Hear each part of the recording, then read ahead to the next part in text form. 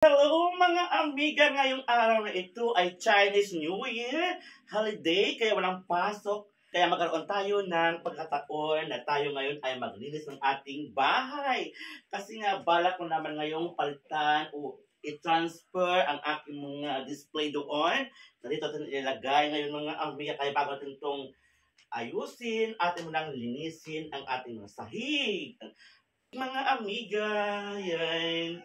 Sundan niyo po ngayong araw na ito sa aking paglilinis sa bahay. At medyo maulan, kaya dito muna tayo sa loob ng bahay mag-aayos, mga amiga. Mga amiga, bago tayo mag-change ng location ng ating lagayan, ng ating display, dapat kunin natin yung maliliit na bagay para ito ay safety, mga amiga. I-transfer natin ito kasi yung lagayan ng mga gamit natin sa kabilang side para maganda pagmasdan, mga amiga.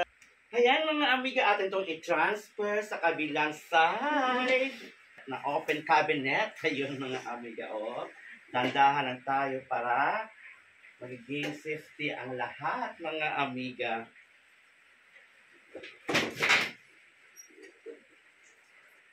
Ayan. Samahan niyo po mga amiga ngayon sa paglilinis ng aking bahay at pag-ayos. Medyo mabigat mga amiga kasi nga dito yung luma kong TV. Oh, ayan. Wala kasi akong kasama kaya ito lang. Ano natin lang. Ayos natin mabuti. Ayan mga amiga. Diba?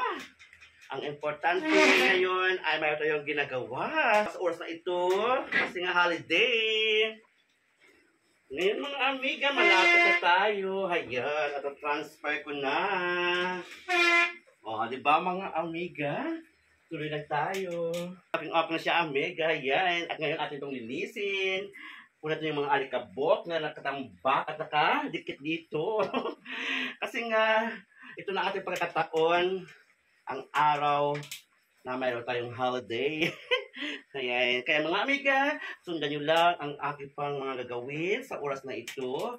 Bye-bye mo lang mga amiga. See you again. Love you all.